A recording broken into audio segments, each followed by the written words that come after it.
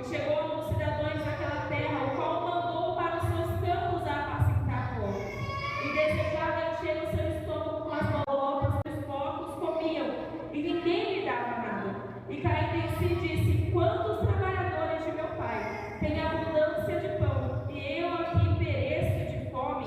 Levantar-me-ei, irei ter com meu pai, e direi: Pai, pequei contra o céu e perante ti, já não sou digno de ser chamado teu filho. Faze-me como um dos teus trabalhadores. E levantando-se foi para seu pai, e quando ainda estava longe, viu seu pai, se moveu de íntima compaixão, e correndo lançou-se-lhe ao pescoço e beijou. E o filho lhe disse: Pai, pequei contra o céu e perante ti, e já não sou digno de ser chamado teu filho. Mas o pai disse aos seus servos: trazei depressa a melhor roupa e vestido, e ponde-lhe um anel na mão e sandália nos pés, e trazei um bezerro cevado e matai, e comamos e nos alegramos, porque este meu filho estava morto e reviveu, tinha se perdido e foi achado, e começaram a alegrar-se. E o seu filho mais velho estava no campo, e quando veio e chegou perto de casa, ouviu a música e as danças, e chamando os servos perguntou: o que era aquilo? E ele lhe disse: veio teu irmão, e o pai matou o bezerro cevado, porque o recebeu são e salvo. Mas ele se indignou e não queria entrar, e saindo o pai estava com ele, mas respondendo ele disse ao pai: eis que te sirvo há tantos anos, sem nunca transgredir o teu mandamento, e nunca me destes um cabrito para alegrar-me com os meus amigos. Vindo, porém, este teu filho, que desperdiçou a tua fazenda com as meretrizes,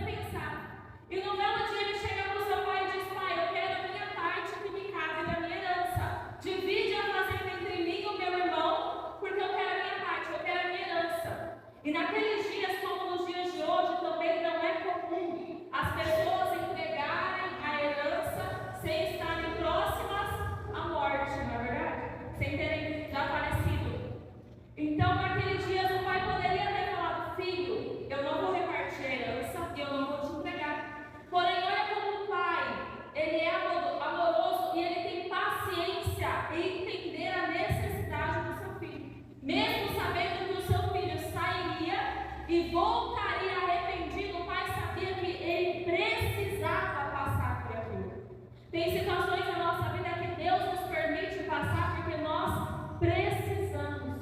Seja para a gente amadurecer na fé, seja para a gente poder aprender com os nossos erros, com as nossas falhas, com as atitudes sem pensar. Mas tem situações na nossa vida que Deus nos permite passar para podermos aprender e para que possamos voltar aos braços do Pai com arrependimento. Aquele pai poderia ter falado assim: filho, eu não vou te dar herança, mas ele teve paciência e disse: tá bom, é isso que você quer? Eu vou te dar, eu vou te entregar. Ele dividiu a fazenda da metade para o filho, metade para o outro. Porém, o filho mais velho, ele permaneceu ao lado do pai.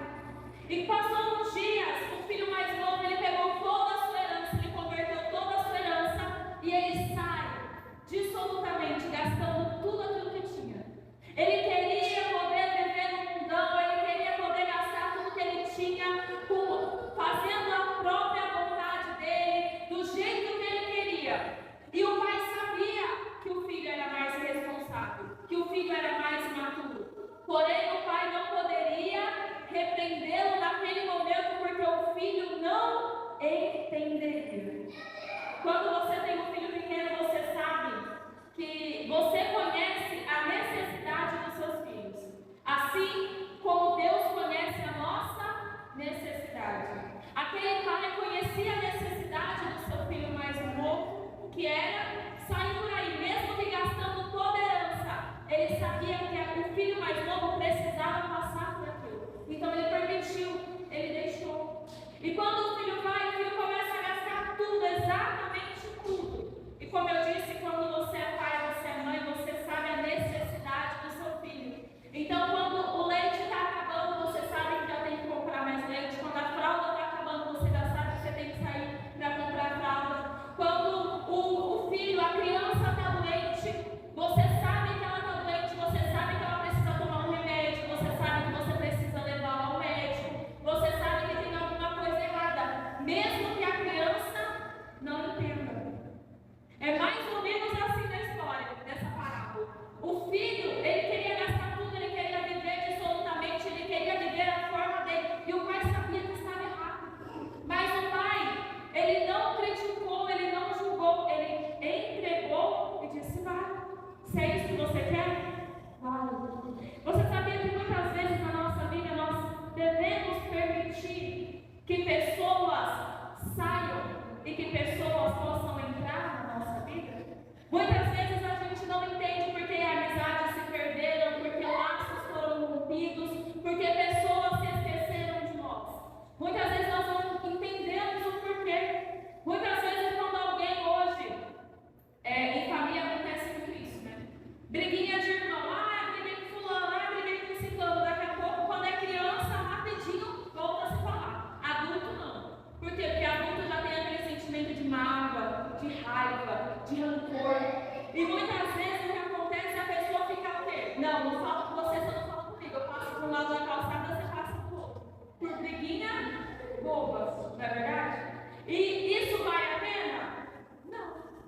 Vai levar alguém a algum lugar? Não. Mas mesmo assim, acontece.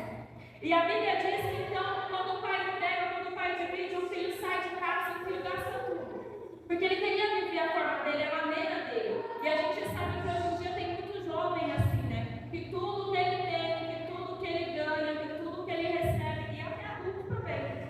Ele gasta tudo na balada, gasta tudo no rolê,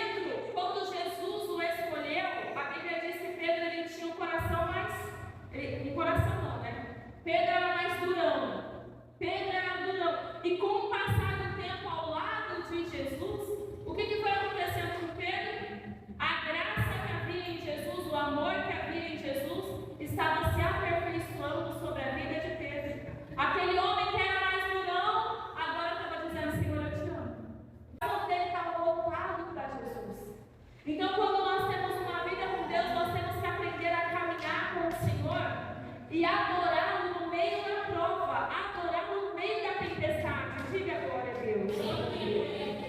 Deus sabe exatamente tudo que nós podemos suportar e até aonde nós vamos aguentar. Tem muitas lutas que, se você olhar no teu passado, se você lembrar da tua história, de onde Deus te tirou, de onde Deus tirou a tua família, de quando você estava na escassez, de quando você estava desempregado, de quando você pensou em construir a casa, de quando você começou a ter uma vida. Quando você se lembra disso, você se lembra o quanto foi difícil a tua caminhada, o quanto foi difícil para você construir uma família, o quanto foi difícil para você batalhar por você, pela tua casa, pelo teu lar, o quanto você às vezes chegou em casa e pensou: Senhor, eu não vou suportar, a dor está tão grande que eu acho que eu não vou suportar. E aí às vezes chora, e às vezes a tristeza bate, e às vezes tem aquele dia que você não quer sair de casa, que você não quer ver ninguém, que você não quer falar com ninguém. Por quê? Porque bateu a tristeza, bateu a dor. Ah, mas eu estou enfermo e eu acho que essa enfermidade vai acabar me matando. Quantas vezes não passamos por isso, por uma enfermidade, achando que aquele mal vai acabar conosco?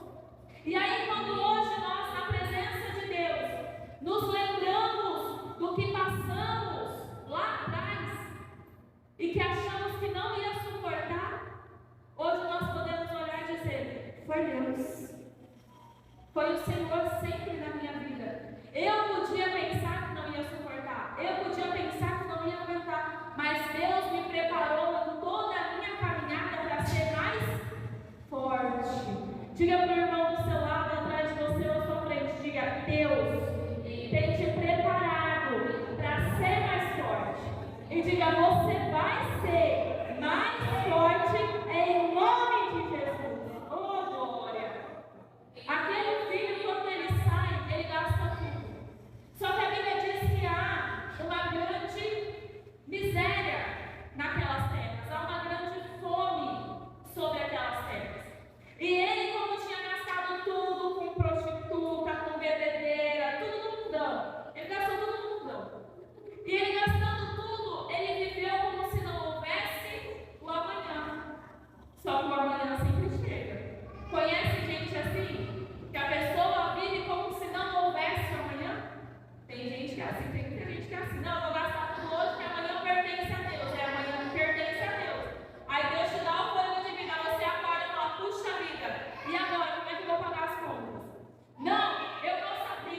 Muita gente fala: não, eu vou sair para a balada hoje, eu não vou para a igreja, não. Eu vou para a balada hoje e amanhã, se der, eu vou para a igreja. Vai nessa. Vai nessa. Se Jesus voltar quando você estiver na balada, Jesus volta, leva a igreja e você fica. É assim que funciona. O amanhã, ele sempre vai pertencer a Deus, como o passado pertence, como hoje pertence, como eternamente pertence. Porém, tem pessoas que elas vivem a sua vida como se não houvesse amanhã, com irresponsabilidade. E nós devemos sempre buscar sabedoria em Deus para saber lidar com as situações da nossa vida, mas também lidar com as nossas finanças.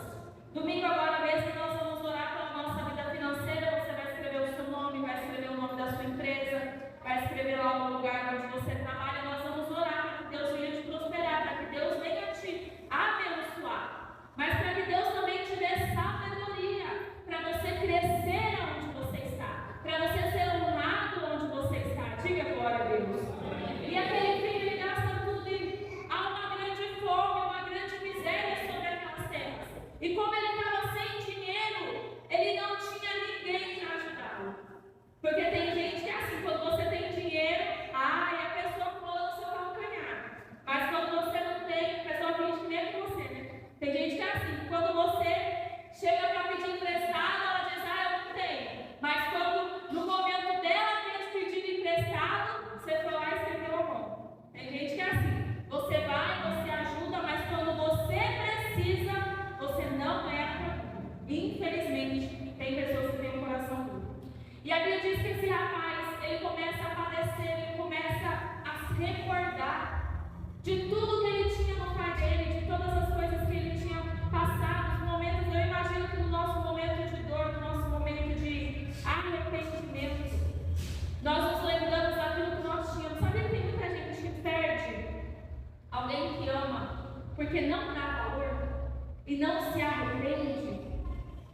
Por isso é tão importante o arrependimento. Tem pessoas que elas ficam com raiva uma das outras, e quando a outra chega, quando Deus toca no coração, quando há uma conversão e a pessoa chega e fala assim, ó, me perdoa, porque eu errei.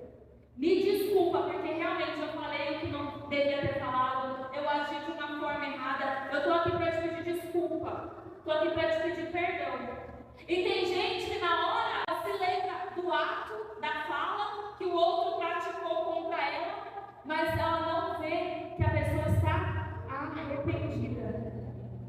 Naquele momento ele começou a bater o arrependimento no coração dele, ele começou a procurar emprego, porque a fome começou a bater, a barriga dele já estava roncando, ele estava com fome. A Bíblia diz que ele queria comer bolotas dos porcos, o resto que sobrava de comida dos porcos.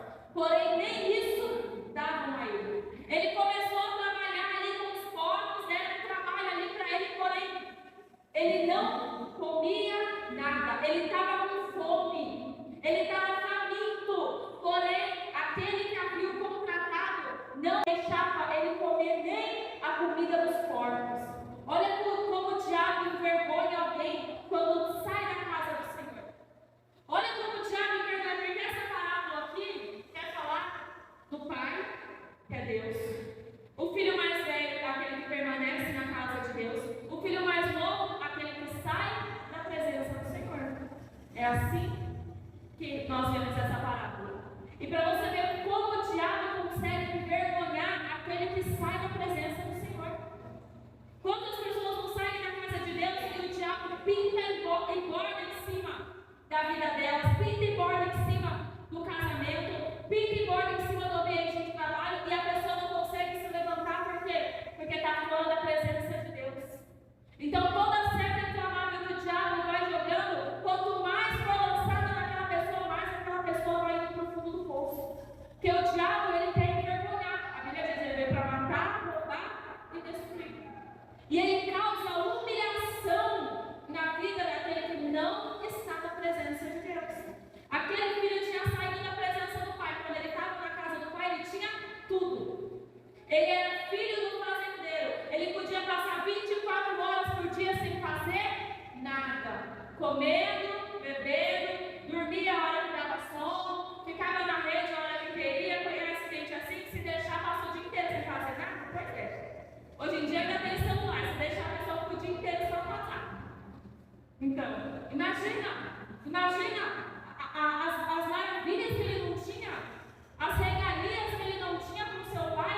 Ele podia fazer o que quisesse. Ele estava dentro da casa do pai dele, lá ele tinha proteção, lá ele tinha teto, lá ele tinha comida, lá ele tinha uma cama para deitar, lá ele tinha um cobertor se fizesse frio. Ele tinha tudo na casa do pai, mas ele resolveu viver dissolutamente. E aí o diabo começou a envergonhar, e a Bíblia diz que ele queria comer a comida dos porcos, porém ninguém lhe dava nada. Então ele cai em si. Ele cai em si e se lembra. Lá na casa do meu pai tinha tudo o que eu precisava. E até os trabalhadores do meu pai tinham pão, não pereciam de fome. Até os trabalhadores do meu pai eram dignos do seu alimento. Até os trabalhadores do meu pai eram respeitados. E eu aqui pereço de fome. Eu vou voltar para minha casa, vou voltar para o meu pai e vou dizer: pai, pequei contra o céu e perante ti, já não sou digno de ser chamado teu filho. Me trata como um dos teus trabalhadores. Pai, me coloca como aqueles que estão trabalhando na fazenda. Eu já não sou digno de estar na tua casa, eu já não sou digno de ser chamado teu filho, mas eu preciso de um lugar, pai. Então me trata como um dos teus trabalhadores. E ele volta, imagina a sua caminhada sem dinheiro, em uma terra que ele tinha ido, numa terra distante. Ele passa dias e dias e dias viajando, talvez pedindo esmola pelo meio do caminho, pedindo água, pedindo um alimento. Talvez ele chegou na casa do pai com a barba comprida, com o cabelo comprido, todo sujo, com as vestes rasgadas, imundas. Só que a Bíblia diz que quando ele vai chegando perto, o pai o avista, porque o pai teve paciência em esperar o retorno do filho. E quando há arrependimento, o pai nos recebe de braços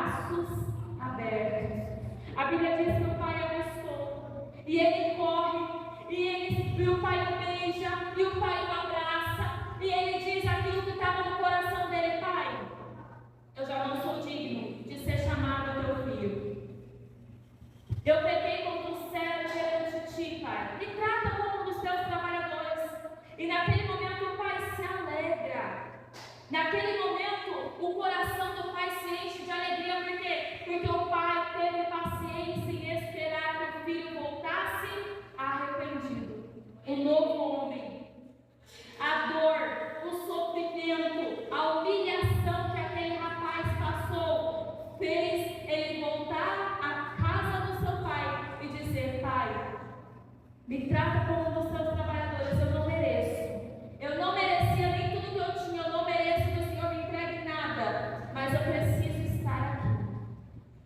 O pai, naquele momento, quando ouviu aquilo, chamou os servos e disse: vem, coloca nele roupas, coloca nele roupas novas, roupas limpas, ele devia estar sujo. E a roupa representa o quê? Posição social. A roupa de fazendeiro, dos filhos do fazendeiro, era diferente das roupas dos trabalhadores. E ele também diz: coloca nele o anel do dedo. E o anel do dedo representa o quê? A autoridade. E o pai diz mais: coloca nele também sandália nos pés. E a sandália representa a separação entre os trabalhadores. Os filhos do fazendeiro tinham sandálias nos pés, mas os trabalhadores não. Nessa noite eu quero dizer para você que Jesus está te recebendo de braços abertos. E que você chegou aqui hoje e Deus, Ele quer entregar para você vestes novas. Deus quer colocar em ti hoje a melhor roupa. Deus quer colocar você um anel no dedo. Deus quer colocar nos seus pés sandálias. Porque, ei, preste atenção, você é escolhido, você é separado e você tem a autoridade de Jesus nessa terra. Aquele rapaz, ele volta, aquele filho mais novo, ele volta. O pai se alegra, o pai se anima. As pessoas que estão à volta, os trabalhadores do fazendeiro, começam a preparar a festa, porque ele falou para matar um bezerro cevado. Porque o filho estava morto e reviveu, estava perdido e foi encontrado. Só que quando começou a festa, o filho estava lá arrependido, já veio uma nova criatura. É mais ou menos quando nós entregamos a nossa vida para Jesus, que nós morremos para o mundo e renascemos para Cristo. Nós acabamos ali quando nós mergulhamos na água, quando nós somos batizados e recebemos Jesus. Nós deixamos a nossa vida passada para trás, os nossos erros para trás, os nossos pecados para trás, e nós ressurgimos, nós renascemos ali como uma nova pessoa. Nós deixamos de ser criaturas e passamos a ser filhos de Deus. Só que o filho mais velho, lembra dele? O filho mais velho estava lá ajudando o pai na sua fazenda.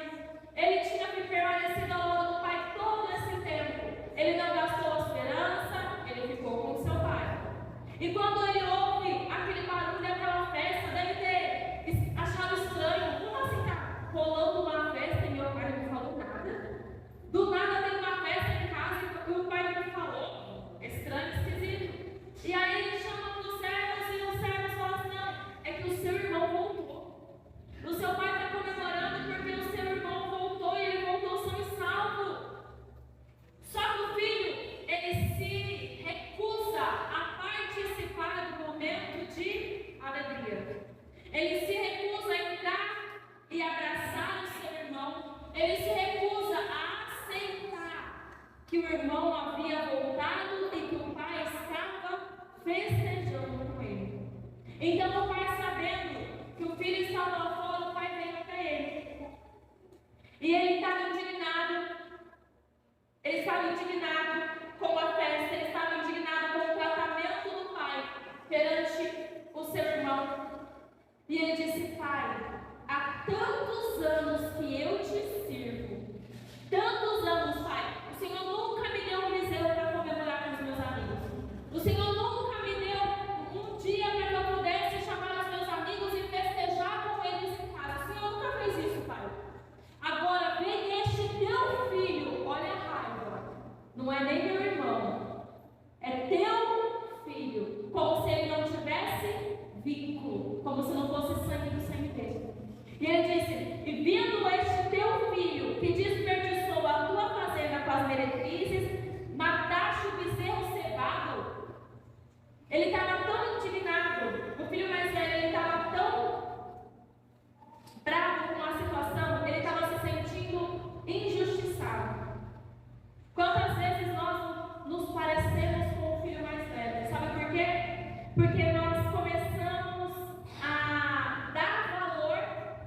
aquilo que não tem valor.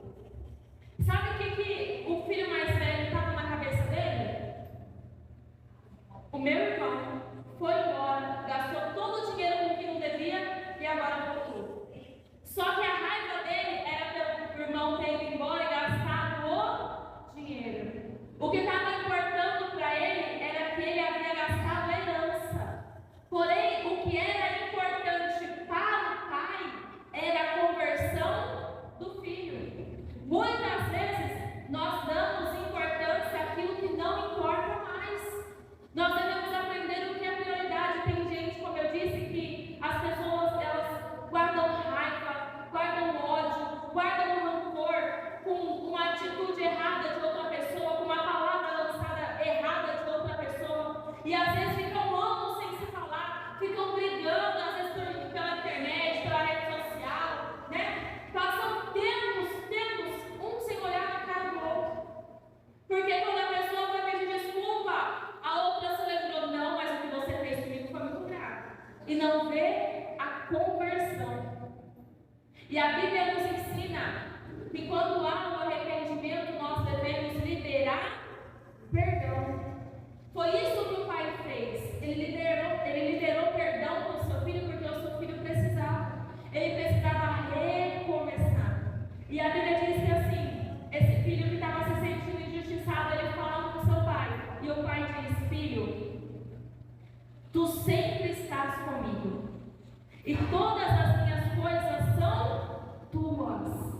Olha que lindo. O pai reconhece aquilo que o seu filho fez durante todos esses anos. Ele reconhece que o seu filho mais velho sempre esteve com ele. Ele reconhece que o seu filho mais velho nunca saiu de perto dele. Mas ele também diz, filho, todas as minhas coisas são tuas. A metade o teu irmão já recebeu. A metade o teu irmão já gastou. O que tem aqui agora é teu. E o teu irmão vai ter que aprender a conquistar agora a herança dele. Porém, a tua herança já está garantida. Tudo que é meu é teu. Porém, era justo alegrarmos e regozijarmos, porque este teu irmão estava morto e reviveu. Tinha se perdido e foi achado. Muitas vezes na nossa vida nós devemos aprender, igreja, a nos alegrar com a alegria do nosso próximo. Não a lembrar dos erros, não a lembrar do passado, não apontar o dedo nem trazer julgamento para aquela vida. Mas quando alguém conta um testemunho, conta uma vitória, se alegre junto. Eu não sei qual dos filhos você se identifica, se é aquele que nunca saiu da presença do pai, ou se é aquele que por vezes já saiu, viveu dissolutamente e voltou arrependido, eu não sei. Mas eu sei que Deus está aqui para te receber de braços abertos. Que Deus está aqui hoje para enxugar os teus olhos as lágrimas. Que Jesus está aqui hoje para te abraçar. Que Deus está aqui hoje para dizer, filho, era necessário você passar por tudo isso para que você pudesse voltar para a minha presença. Diga glória a Deus. O que aquele pai queria que os filhos entendessem é que o amor dele não muda. O amor dele nunca mudou. Às vezes nós achamos que há diferença de amor entre pais dos seus filhos, do seu filho mais velho, do seu filho mais novo. Às vezes as pessoas fazem acepção, né? Só que o que Deus quer tratar conosco é que Deus não faz acepção de pessoas. E Deus ama tanto aquele que saiu da sua presença e retornou, quanto aquele que permaneceu. O amor de Deus não muda. Diga para o irmão do seu lado, diga para ele, diga, o Senhor te ama do jeito que você é. Diga, você pode achar que uma